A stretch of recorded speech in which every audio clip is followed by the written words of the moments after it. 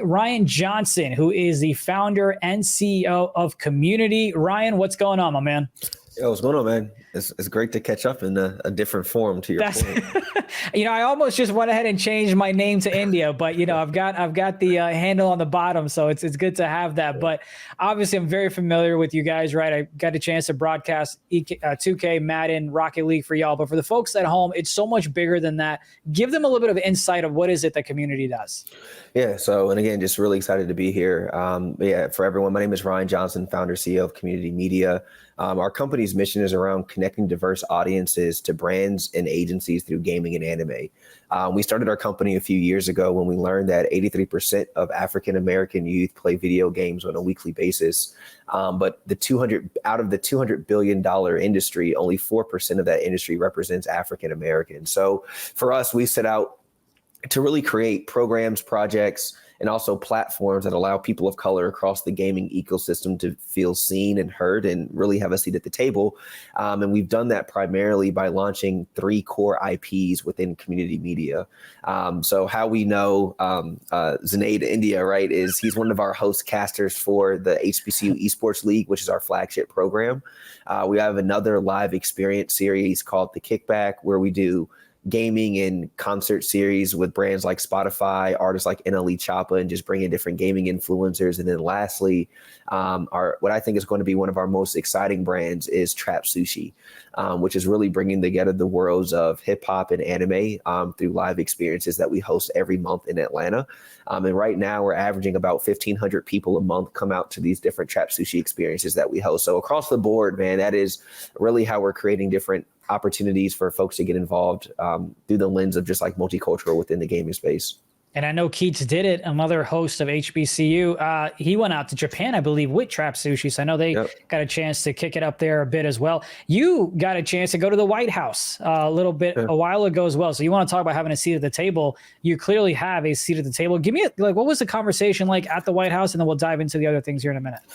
For sure. So I think it was like last April, the VP, Kamala Harris, she invited 50 like emerging Black-owned businesses in North America just to come have a conversation about some of the challenges, economic barriers, corporate barriers that exist of what makes it hard for Black-owned businesses to grow and scale.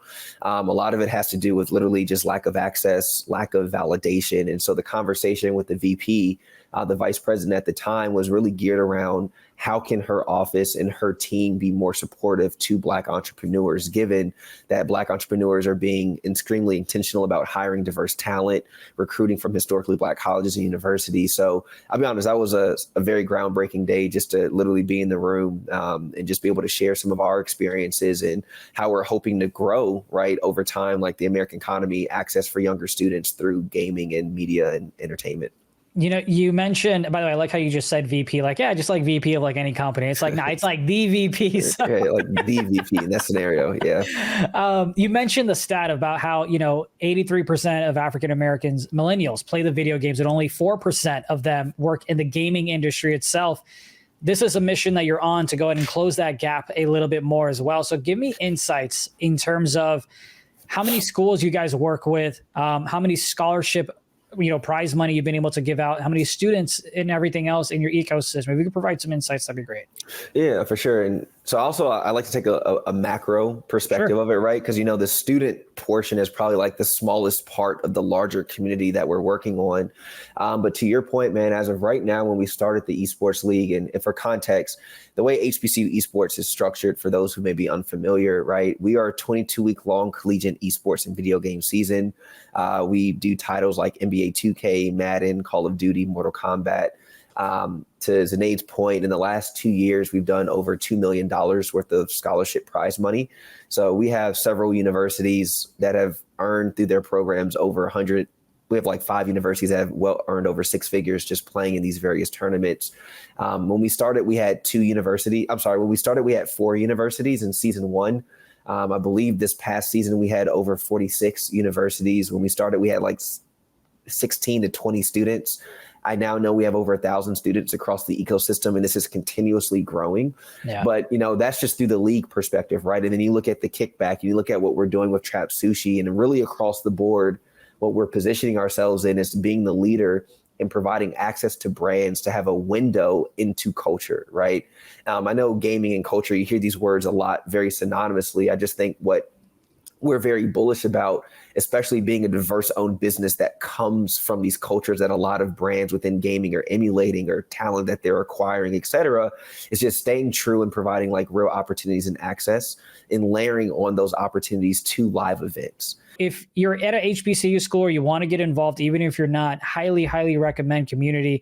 You can check them out. You can check them out on Twitter, Instagram, all the socials. And, it's not just the gaming aspect of it. It's also that they help these college students get acclimated and get the insights, the knowledge, and the experience so that if they want to pursue behind the scenes jobs and careers, they're able to do that as well. So I've worked with many college students who've been on the broadcast with me. I think that's important to do, is to show them that, hey, these are different ways that you can get involved. It's not just being a professional. You could be a producer, you could be a director, you could be a graphic designer, you could be an editor, you can be an on-air talent, and then 90 other responsibilities that go in making this type of production happen.